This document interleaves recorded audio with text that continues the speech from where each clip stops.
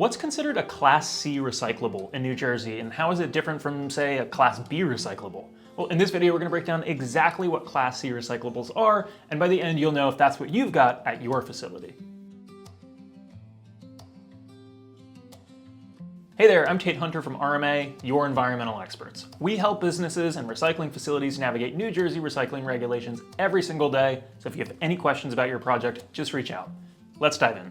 The easiest way to remember Class C recyclables is this. C is for compost. Class C recyclable materials are source-separated, compostable organic materials. These are materials that break down naturally, and they're intended to become compost instead of being disposed of waste or made into some sort of other product that you might sell.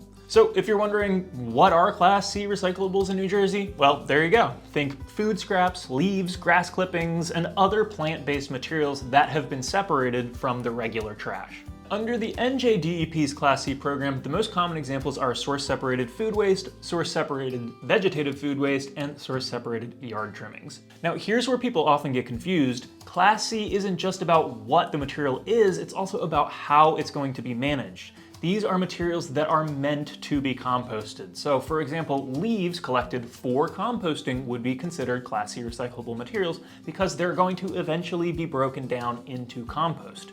Now, compare that to Class B materials. Imagine you cut down a tree and you fed that entire thing into a wood chipper. The branches and the trunk and the leaves are similar materials, but they're being processed into wood chips or mulch to be sold later, and that is generally considered Class B because the material is being processed rather than composted. So while both classes deal with organic materials, they have totally different end uses.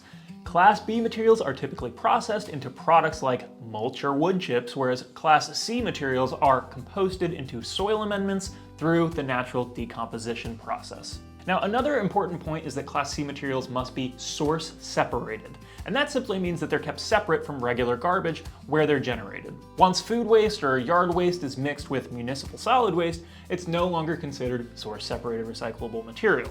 For most businesses, that is where their responsibility ends. They separate the material and send it to the appropriate facility. The Class C approval itself is generally required for the recycling center or the composting facility that wants to receive, store, process, or transfer these materials under the NJDEP regulations.